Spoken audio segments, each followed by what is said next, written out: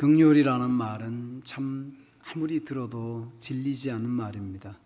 긍휼이라는 것이죠.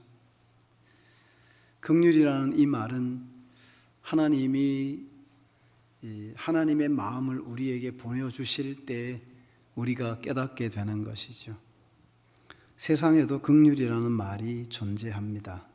그러나 세상에서 이해하는 긍휼이라는 말과 성경이 우리에게 보여주는 긍휼이라는 단어는 상당히 의미가 다르게 다가오는 것을 알 수가 있어요. 오늘 우리가 읽은 성경 중에서 이는 우리 하나님의 긍휼로 인함이라. 이로써 돋는 해가 위로부터 우리에게 임하여 어둠과 죽음의 그늘에 앉은 자에게 비치고 우리 발을 평강의 길로 인도하시리로다 그랬습니다. 우리 하나님의 긍휼로 인함이라. 이 말을 더 원문이 적고 있는 내용을 따라서 번역을 하면 이렇게 이야기할 수 있어요.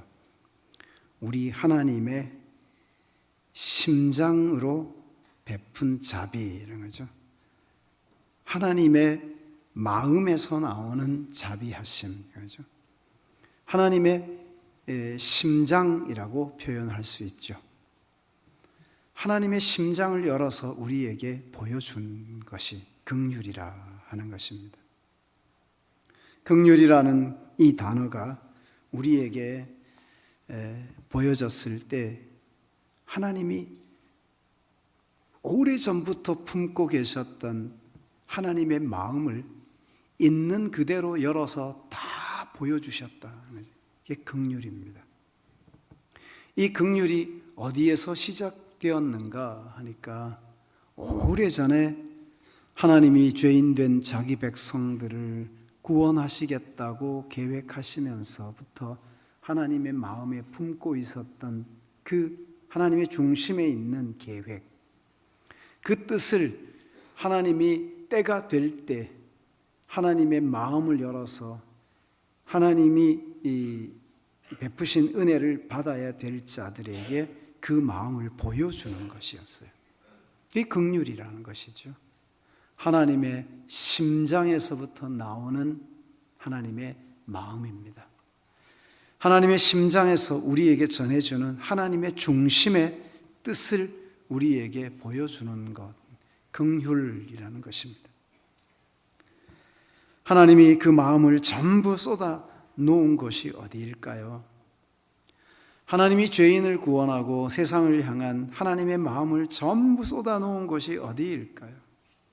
그것은 바로 하나님의 아들 예수 그리스도가 이 세상에 사람의 모습으로 오셨을 때 하나님은 하나님이 세상을 사랑하셔서 구원하시려고 하나님의 마음을 품고 계셨는데 그 품고 계셨던 마음을 세상을 향하여 다 쏟아 놓으시고 그 마음을 활짝 열어서 보는 사람들로 알고 깨닫게 하기 위해서 하나님이 베푸신 그 긍휼의 현장이 바로 아기의 모습으로 사람으로 이 세상에 태어나신 예수 그리스도의 탄생, 그것이었습니다.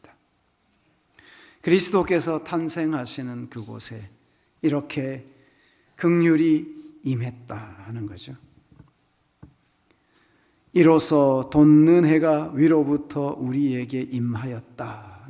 돋는 해가 임하였다 하는 거죠.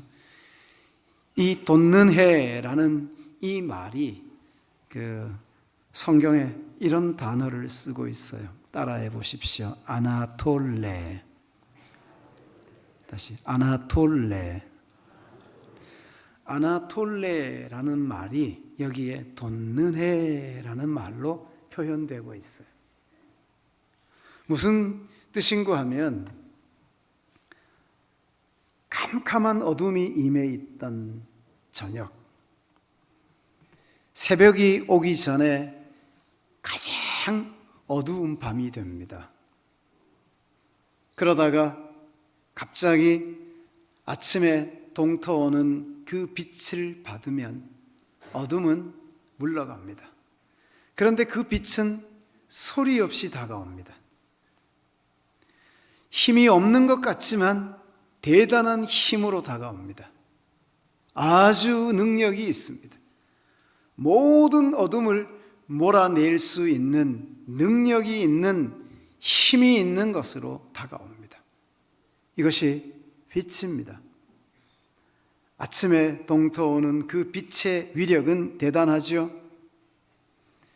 밤새 어둠에 잠겨 있었던 모든 것들은 빛이 나타남으로 어둠에서 해방됩니다. 어둠에서 자유하게 되죠.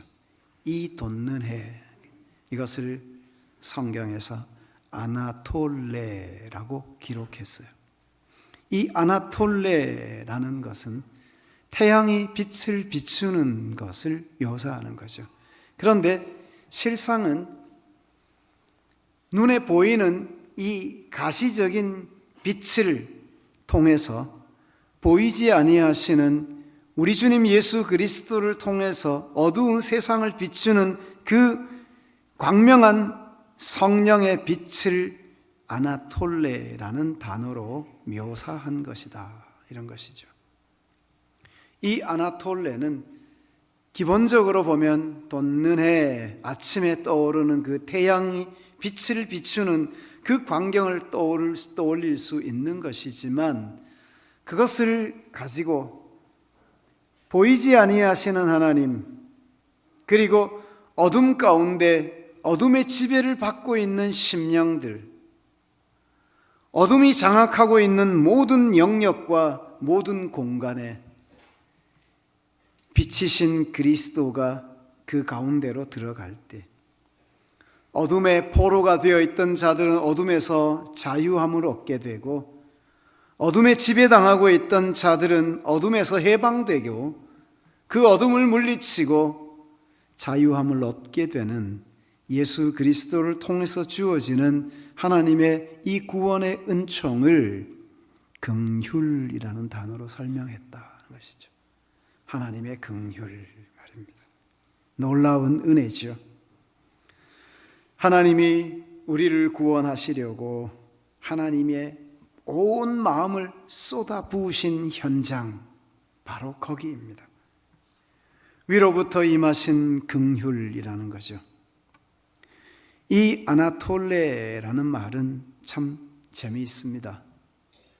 빛으로 우리를 비추시는 하나님의 말씀, 빛으로 우리의 심령을 어둠에서 해방시키시는 예수 그리스도의 그 능력, 이런 다양한 모습으로 우리가 생각을 할 수가 있는 거죠. 저는 왜 터키 사람들이 자꾸 우리나라를 형제의 나라라고 말하는지 좀 의아했습니다. 그런데 역사를 살펴보니까 왜 그랬는지 조금 이해가 됩니다. 터키의 옛날 이름이 아나톨리아라는 거죠. 그 아나톨리아는 사실 아나톨레라는 말에서 온 것이죠. 그런데 그것이 오스만 터키가 지배하고 난 후에 터키라는 이런 나라, 지금은 튀르키예라고 부르죠. 그 역사는 고구려 시대로 거슬러 올라갈 수 있어요. 고구려 시대에 영계 소문은 말갈족의 그 공주와 결혼을 했어요. 그런데 그 나라가 고구려와 아주 밀접한 연관 속에 함께 지내고 있었지만, 고구려와 형제처럼 지내고 있던 그 나라가 위구르족의 침략을 받아서 완전히 망해버립니다. 위구르의 침략을 받아서 망하고 다 쫓겨났습니다. 그 땅에서 쫓겨나면서 쫓겨난 그들이 도망을 쳐서 동쪽으로 이동해서 아시아 끝까지 가게 되죠. 아시아와 유럽이 맞닿는 그 지역까지 도망을 쳐서 그곳에서 그들의 나라를 세우는데 그게 오스만 터키입니다. 오스만 투르크족이 세워져서 그들이 그곳에서 또 한 제국으로 번영하게 되지요. 이렇게 그 쫓겨난 민족들, 영계소문은 사실 그 민족의 공주와 결혼까지 했던 사람이기도 했고요. 그러니까 고구려와 그 두 나라는 굉장히 밀접한 연관 속에 존재하고 있었던 것이지요. 그래서 그 역사를 가지고 지금까지도 형제의 나라라고 이야기하고 있는 이런 모습들을 보면 참 대단하다 하는 생각까지 드는 것 같습니다.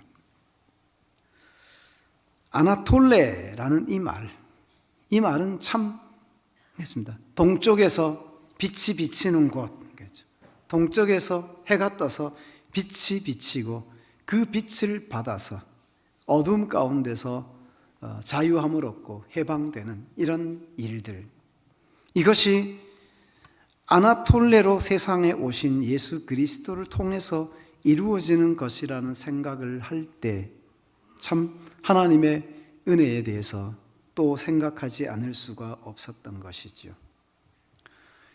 우리가 읽은 이 내용은 사가랴의 찬송 혹은 사가랴의 찬미 혹은 사가랴의 예언이라고 불리우는 누가복음 1장 67절 이하에 포함된 말씀입니다. 사가랴는 자신의 늙은 아내가 잉태하여 아들을 낳는다는 천사의 말을 의심했다가 그 앞에서 벙어리가 되어서 아이가 태어날 때까지 벙어리로 지냈던 사람이죠. 경건한 제사장 사가랴가 그 앞에서 입이 막혀서 벙어리로 지내다가 아이가 태어났을 때 이름을 지어야 하는데 온 가족들이 모여서 그 아이의 이름을 자기 아버지의 이름인 사가랴의 이름을 따서 사가랴라고 이름을 지으려고 했습니다. 그때 사가랴가 아니라고 손사래를 치면서 거절을 하죠. 사람들이 이상하다, 자기 이름을 따서 아들의 이름을 짓겠다는데 왜 저렇게 싫다고 하는지 모르겠다 생각을 하고 있는데 현판을 가져오라고 해서 그 현판을 가지고 갔더니 그 현판에다가 이름을 적는데 요한이라고 해라. 천사가 그에게 강림해서 그때 아이가 태어나면 요한이라고 이름을 지어라고 하는 이야기를 듣고 있었기 때문에 요한이라고 쓰라 하고 요한이라고 이름을 짓는 순간에 그의 입이 열렸습니다. 그가 벙어리가 되어서 말하지 못하는 긴 시간 동안 그가 하나님과 깊은 관계 속에 지냈을 수밖에 없을 것 같고, 그렇게 하나님과 긴밀한 관계 속에 지내면서 그는 성령으로 충만한 상태에 머물게 되었던 거죠. 입이 열리자마자 그는 곧바로 하나님을 노래합니다. 입이 열리자마자 성령에 충만한 그가 입을 열어서 찬송하리로다. 주 이스라엘의 하나님이시여 그 백성을 돌보사 속량하시며, 이렇게 찬송하기 시작합니다. 그가 입을 열어서 찬송을 시작하면서 이스라엘의 하나님, 그 백성을 돌보사 속량하셨다 하고 말하죠. 이 돌보셨다는 이 표현은 출애굽기 4장에서 이스라엘 백성들이 애굽에서 400년에 넘는 시간 고난을 당하며 힘들고 어려움 가운데 하나님 앞에 부르짖고 있었을 때 하나님이 내가 그들의 부르짖는 소리를 듣고 내가 내려가서 그들의 모든 형편을 돌아보고 그들의 모든 처지를 살피겠다고 하시는 주님의 말씀, 그때 자기 백성을 잊지 않고 찾아오셔서 자기 백성을 기억하고 그들에게 임하신 하나님, 그들을 돌보셨던 하나님, 구원하기 위해서 찾아가셨고 구원하기 위해서 그들의 소리에 귀를 기울이시고 그들을 구원해내기 위해서 친히 강림하신 주님, 그때 그 주님이 그들을 돌보셨다고 하는 말, 그것과 지금 세상에 죄와 사망이 왕노릇하고 있는 가운데 어둠이 장악하고 있는 세상에 오셔서 자기 백성들을 구원하기 위해 그들을 살피기 위해 오시는 주님의 모습을 묘사하는 것이 바로 여기서 그 백성을 돌보사 그랬습니다. 그리고 속량하셨다는 거죠. 속량이라는 말을 레위기서에서 두 가지로 설명을 해주고 있어요. 하나는 집을 팔았다가 다시 그 집을 회복하는 경우, 자기 집을 유업으로 받은 그 집을 다시 찾아서 자신의 소유로 삼은 경우, 이때의 회복에 대해서 속량이라는 어휘를 쓰기도 하고요. 또 레위기 25장 48절에 가면 종으로 팔린 자를 값을 치르고 그리고 다시 풀어주는 것을 뜻하는 단어로 속량이라는 어휘를 사용하기도 했습니다. 그리스도께서 세상에 오셔서 우리를 속량하시는 것은 두 가지 방면으로 나타나는 거죠.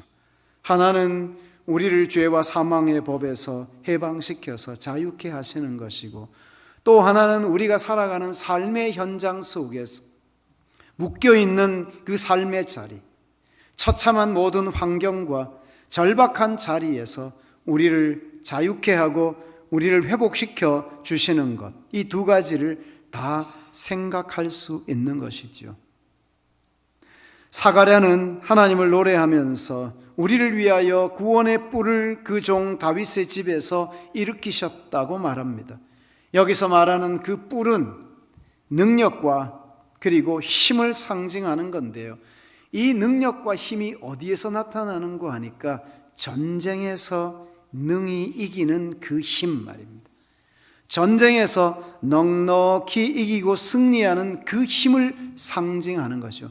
구원의 뿔이라는 거죠. 우리를 구원하신 하나님의 능력은 우리를 죄에서 겨우 구원한 것이 아니고, 우리를 멸망의 길에서 겨우 구원하는 것이 아니고 넉넉히 이기게 하시는 승리라는 것을 기억하시기 바랍니다.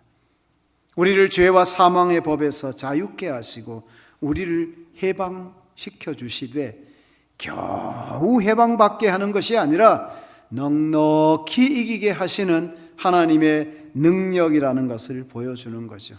전쟁에서 힘 있는 용사가 나서서 넉넉히 이기고 충분히 이겨서 그 승리의 영광을 얻게 하시는 하나님의 방법, 그 하나님의 손길을 말하는 거죠. 사가랴는 자신의 아들로 태어난 요한을 위해서 지금 요한을 생각하면서 하나님 앞에서 찬송하고 예언을 하고 있는데, 그런데 이 예언의 내용 속에 자기의 몸에서 태어난 아들 요한을 주인공으로 말하고 있는 구절이 하나도 없어요. 요한의 출생과 더불어 그가 예언하고 찬양하고 고백을 하는데, 사랑하는 아들 요한, 그가 늙어서 도저히 불가능한 상태에서 아들을 품에 안았어요. 아브라함처럼 그렇게 아들을 얻은 거예요. 사라가 아들을 얻은 것처럼 엘리사벳이 아들을 품에 안은 거죠.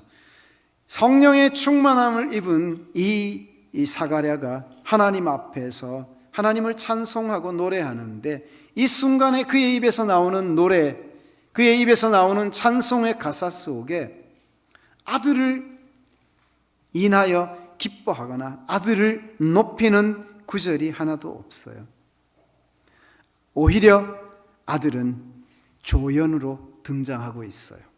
이 사가랴의 노래 전체 속에서 그의 아들 요한은 말 그대로 역사의 조연이에요. 주연은 예수 그리스도시고 메시아이고, 그 메시아를 위해서 준비하고 예비하는 자로 이 요한이 세상에 왔다는 것을 확실하게 보여주고 있는 것입니다. 성탄의 계절에 우리가 예수 그리스도를 맞이하고 그리스도를 생각할 때 우리는 어떤 경우에도 주인공이 아니에요. 주님이 주인공이시고 주님이 칭송을 받으셔야 되고 주님이 높아지셔야 돼요. 우리는 그 주님의 이름을 찬양하고 주님을 경외하고 주님을 높이는 조연의 자리에 서 있어야 된다는 거죠. 훌륭한 조연은 주연을 더 빛나게 하는 것처럼 우리가 역사의 현장에서 예수 그리스도를 더 높이고 그리스도를 더 빛나게 하는 자로 이 성탄절을 맞이해야 한다 하는 것입니다. 하나님께서 이 요한을 보내셔서 그 아버지 사가랴의 입으로 요한에 대해서 요한의 출생과 함께 하나님을 찬송하며 예언을 하게 했는데 아들을 향한 예언을 오늘 우리가 읽었어요.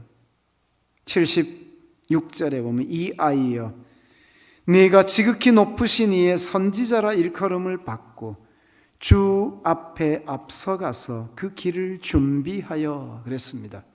그는 말 그대로 세상의 주인공으로 오신 예수 그리스도를 위한 선지자, 그리고 그보다 앞서가면서 먼저 길을 닦아주는 자, 주의 길을 예비하는 자, 그의 첩경을 평탄케 하는 자로 왔어요. 이사야 40장 3절에 이 요한에 대하여 이렇게 예언했습니다.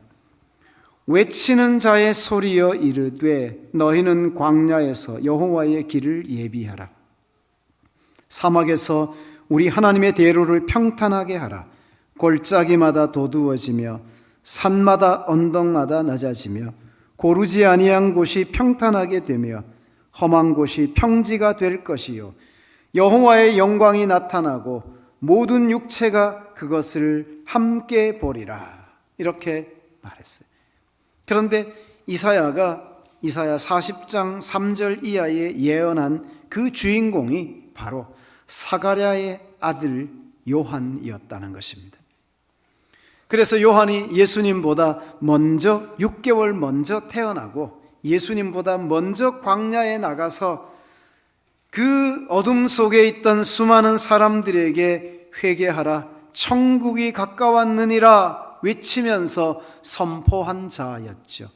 주의 길을 준비하고 있었어요. 사람들의 마음을 예비하고 있었어요. 주인공인 메시아가 왔을 때 그 메시아 되신 예수 그리스도가 그들에게 나타났을 때 그들이 마음의 문을 열고 그리스도를 받아들이고 용납하고 인정할 수 있도록 하기 위해서라는 거죠. 사가랴는 자기의 아들이 빛이 아니라 돋는 해 아침빛같이 광명한 빛으로 세상에 오실 아나톨레인 예수 그리스도를 생각하면서 자기의 아들 요한은 그 빛을 증거하는 자, 그 빛을 사람들에게 미리 말해주는 자로 세상에 있다는 것을 이야기하는 거죠. 이것은 하나님의 뜻이기 때문에 성령의 감동을 입은 사가랴가 그렇게 말했죠. 요한복음 1장에 가면 요한도 똑같은 이야기를 우리에게 들려주고 있습니다. 빛이 세상에 왔습니다. 그런데 빛이 어둠에 빛이 돼 어둠이 깨닫지 못하더라. 요한복음 1장 6절에 하나님께로부터 보내심을 받은 사람이 있으니 그의 이름은 요한이라. 그가 증언하러 왔으니 곧 빛에 대하여 증언하고 모든 사람이 자기로 말미암아 믿게 하려 함이라. 그는 이 빛이 아니요 이 빛에 대하여 증언하러 온 자라. 참빛 곧 세상에 와서 각 사람에게 비추는 빛이 있었나니 그가 세상에 계셨으며 세상은 그로 말미암아 지은 바 되었으되 세상이 그를 알지 못하였고 자기 땅에 오매 자기 백성이 영접지 아니하였으나 영접하는 자 곧 그 이름을 믿는 자들에게는 하나님의 자녀가 되는 권세를 주셨으니 이는 혈통으로나 육정으로나 사람의 뜻으로 나지 아니하고 오직 하나님께로부터 난 자들이니라.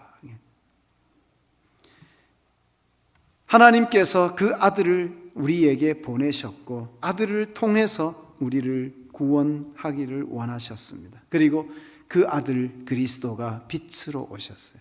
참 빛. 요한은 이 빛을 증거하기 위해 온 자라는 것이죠. 예비하는 자. 성탄의 계절에 이 땅에 어린 아기로 오셔서 우리를 구원하신 예수 그리스도, 그 그리스도를 위해서 우리는 예비하는 자가 되어야 합니다. 그리스도의 길을 준비하는 자. 주인공이 자꾸 되려고 하지 마세요. 교회 안에서도 성도들 가운데서도 자꾸 주인공이 되려고 하지 말고 좀 조연이 되려고 애를 써봐야 돼요. 낮아져서 섬기고 봉사하고 위하는 자로 살아가려고 애를 써봐라. 왜 공동체 안에 질서가 자꾸 혼란스러워지느냐 하는 거죠. 주인공 되려고 하는 사람이 많으면 혼돈스러워집니다. 주인공 되면 안 돼요. 조연이 많아야 돼요. 조연이 많고 오직 주인공이신 그리스도만 영광을 받으시도록 하는 교회, 그런 공동체, 그런 기관이 될 때 하나님이 기뻐하시는 질서 있는 공동체로 세워질 수 있다고 하는 것입니다. 그리스도는 아침빛, 광명한 아침빛, 그리고 해같이 비치는 빛으로 오셨어요. 그리고 어둠에 있는 모든 세력들을 다시 그 어둠에서 갇히지 않고 해방시켜서 자유함을 얻게 하실 분이십니다.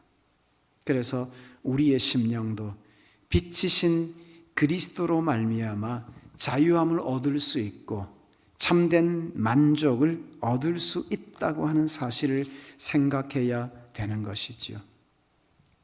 시편 기자가 하늘이 하나님의 영광을 선포하고 궁창이 그의 손으로 하신 일을 나타내는 도다. 날은 날에게 말하고 밤은 밤에게 지식을 전하니 언어도 없고 말씀도 없으며 들리는 소리도 없으나 그의 소리가 온 땅에 통하고 그의 말씀이 세상 끝까지 이르도다. 하나님이 해를 위하여 하늘에 장막을 베푸셨도다. 이렇게 말해놓고 하늘의 해, 그래놓고 그 해의 기능에 대해서 이야기했습니다. 그 해같이 빛나는 하나님의 말씀을 노래하려고 이렇게 하나님이 만드신 창조 세계의 태양에 대해서 언급을 했습니다. 그래놓고 19장 시편 19편 7절 이하에 여호와의 율법은 완전하여 영혼을 소성시키며 여호와의 증거는 확실하여 우둔한 자를 지혜롭게 하며 여호와의 교훈은 정직하여 마음을 기쁘게 하고 여호와의 계명은 순결하여 눈을 밝게 하도다. 이렇게 이야기하죠. 이 여호와의 계명이 어떤 역할을 하는고 하니까 바로 태양이 어둠에 갇혀있던 그 모든 세상을 아침에 동에서 떠오르면서 어둠을 물리치고 그 빛이 어둠이 장악하던 그 모든 공간을 다시 장악하게 될 때 어둠 속에 갇혀있던 모든 것들은 그 정체를 다 드러내고 자신을 폭로할 수밖에 없게 되는 것이죠. 하나님의 말씀이 꼭 그와 같은 역할을 하는데 우리의 심령에 말씀이 비칠 때 우리의 마음이 우리를 지배하고 있는 어두움의 세력과 죄악된 세력과 우리를 지배하고 있는 온전치 못한 생각과 판단들을 빛 대신 하나님의 말씀이 우리 안에 들러 비출 때 이 모든 것들을 다 밀어내고 우리를 광명한 빛 가운데 거하게 하실 수 있다 하는 것을 말하는 것입니다. 요한 1서에서 사도 요한은 이렇게 말합니다. 하나님의 사랑은 여기 있으니 우리가 하나님을 사랑한 것이 아니라 하나님이 우리를 위하여 그 아들 예수 그리스도를 보내신 것이라. 우리가 하나님을 사랑한 것이 아니라 하나님이 먼저 우리를 사랑한 것이라고 소개하고 있습니다. 이것이 하나님이 우리에게 보여주신 하나님의 마음이고 이 하나님의 마음 속에 긍휼이라는 하나님의 마음이 담겨져서 우리에게 전달되고 있다 하는 거죠. 로마서 5장에서 사도 바울은 이런 이야기를 우리가 합니다. 우리에게 우리가 아직 연약할 때 기약대로 그리스도께서 경건치 않은 자를 위하여 죽으셨도다. 5장 8절에 우리가 아직 죄인 되었을 때 그리스도께서 우리를 위하여 죽으심으로 하나님께서 우리에게 대한 자기의 사랑을 확증하셨느니라 그랬습니다. 하나님은 가장 캄캄하고 어두운 곳에 그 아들을 보내셨습니다. 그의 생명을 노리는 자들이 사방에 포진해 있는 그곳에 그의 아들을 보내셨습니다. 그리고 그를 통해 그 어둠 가운데 있던 자들을 구원해 내기를 원하셨습니다. 오늘 그리스도께서 성탄절에 이 세상에 오실 때 그리스도는 세상의 어둠 속에 갇혀 있는 자들을 자유케 하고 죄와 사망이 왕노릇하는 세상에 그 죄와 사망의 법을 깨뜨리고 영원한 생명과 자유를 주시려고 세상에 오신 분이십니다. 이 성탄의 계절에 이 일을 우리에게 이루시려고 하나님이 보여주신 하나님의 마음이 긍휼입니다. 오늘 우리가 이 긍휼을 입은 자로 하나님 앞에서 살아갈 수 있기를 축복합니다. 이 성탄의 계절에 긍휼을 베푸신 하나님의 그 긍휼, 하나님의 마음의 그 중심이 있는 그대로 보여진 현장, 그것이 바로 세상을 이처럼 사랑하사 독생자를 주셨으니 이는 누구든지 저를 믿는 자마다 멸망치 않고 영생을 얻게 하려 하심이라는 하나님의 뜻이 이루어진 현장입니다. 우리도 이제 그리스도를 통해서 이 성탄의 계절에 예수 그리스도를 바라보면서 그가 빛이라고, 그가 생명이라고, 그 안에 구원이 있다고 고백하며 그 길에 서서 일평생 살아가기를 다짐하는 성도들이 되시기를 축복합니다.